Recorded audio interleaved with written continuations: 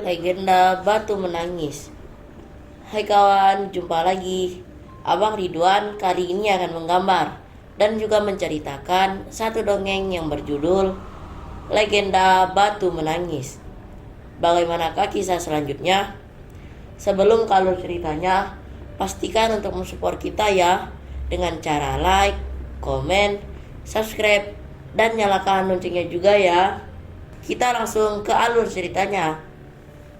Pada zaman dahulu kala, hiduplah seorang janda tua dan putrinya yang cantik jelita, bernama Darmi, di sebuah desa terpencil di daerah Kalimantan Barat, Indonesia. Mereka tinggal di sebuah gubuk yang terletak di ujung desa. Sejak ayah Darmi meninggal, kehidupan mereka menjadi susah karena sang ayah tidak meninggalkan harta warisan sedikit pun untuk memenuhi kehidupan Darmi dan ibunya. Untuk memenuhi kebutuhan hidup, sang ibu bekerja di sawah atau ladang orang lain sebagai buruh upahan. Sementara Darmi tumbuh menjadi seorang gadis yang manja. Apapun yang dimintanya harus dikabulkan. Selain manja, Darmi juga seorang gadis yang malas.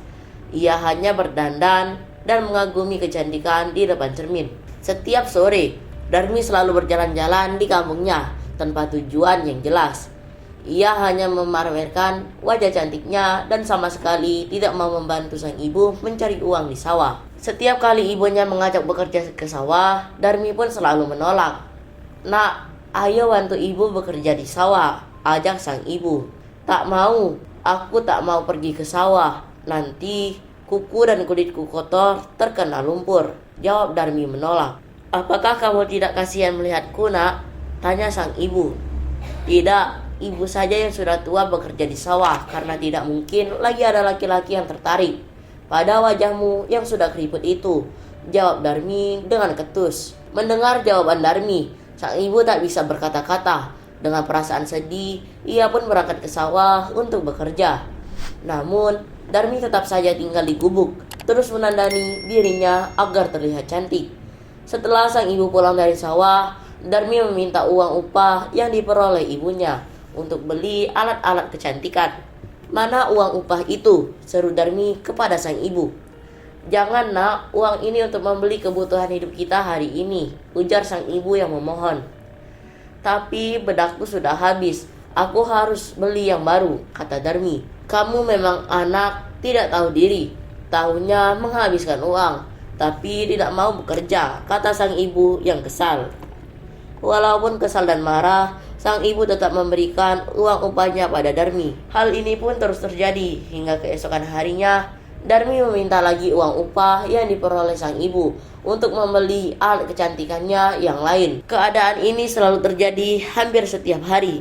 Pada suatu hari, sang ibu hendak ke pasar dan Darmi berpesan untuk dibelikan sebuah alat kecantikan. Namun, ibunya tidak tahu alat kecantikan yang ia maksud. Kemudian ibunya mengajak Darmi agar ikut ke pasar. "Kalau begitu, ayo temani ibu ke pasar," ajak sang ibu. "Aku tidak mau pergi ke pasar bersama ibu," jawab Darmi yang menolak ajakan. "Tapi ibu tak tahu alat kecantikan yang kamu maksud itu, nak," seru sang ibu.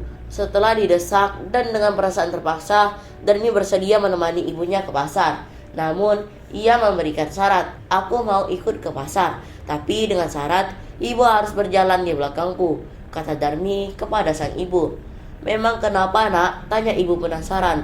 "Aku malu kepada orang-orang kampung jika berjalan berdampingan dengan ibu," jawab Darmi dengan ketus. "Kenapa harus malu, nak? Bukankah aku ini orang tua kandungmu?" tanya sang ibu. "Ibu seharusnya berkaca. Lihat wajah itu yang sudah keriput dan pakaian yang sangat kotor itu.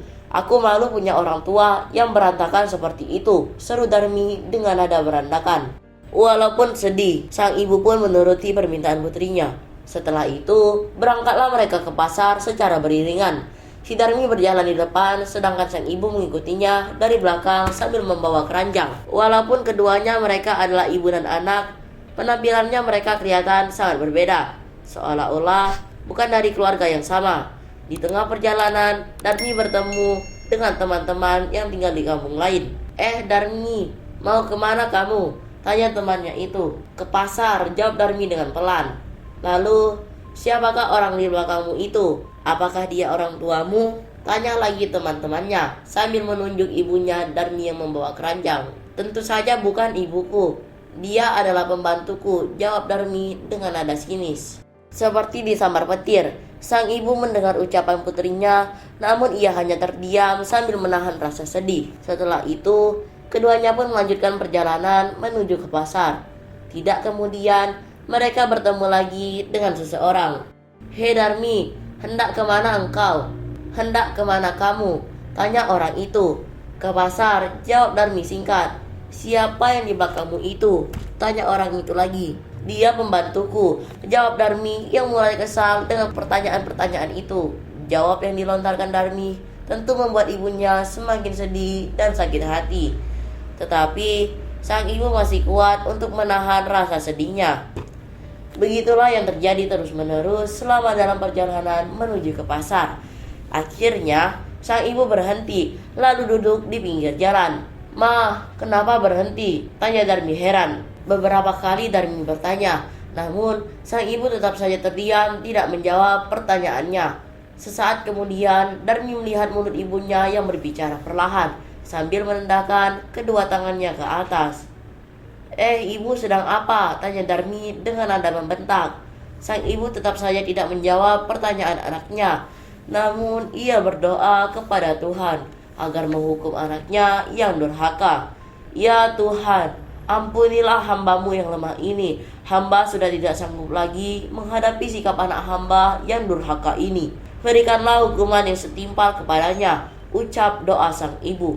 Beberapa saat kemudian, tiba-tiba langit menjadi mendung, petir menyambar-nyambar, dan suara guntur bergemuruh memakakan telinga. Hujan deras pun turun. Kemudian secara perlahan kaki Darmi berubah keras dan menjadi batu.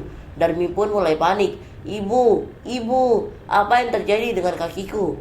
tanya Darmi sembali berteriak. Maafkan Darmi." "Darmi tidak akan mengulanginya lagi, Ma," seru Darmi semakin panik. Namun apa hendak, dibuat nasi sudah menjadi bubur. Hukuman itu tidak dapat lagi dihindari. Perlahan-lahan seluruh tubuh Darmi berubah menjadi batu. Perubahan itu terjadi dari kaki, badan, hingga kepala. Anak durhaka itu hanya bisa menangis, menyesali perbuatannya. Sebelum kepala anaknya berubah menjadi batu, sang ibu masih melihat air menetes dari kedua mata putrinya. Semua orang yang lewat di tempat itu juga ikut menyaksikan peristiwa itu. Tak lama kemudian, cuaca kembali terang seperti semula. Namun, seluruh tubuh Darmi telah berubah menjadi batu. Batu itu kemudian mereka letakkan di pinggir jalan bersandar ke tebing oleh masyarakat setempat. Batu itu mereka beri nama Batu Menangis, dan cerita pun selesai. Itulah dongeng anak Nusantara asal Kalimantan Barat berjudul Batu Menangis.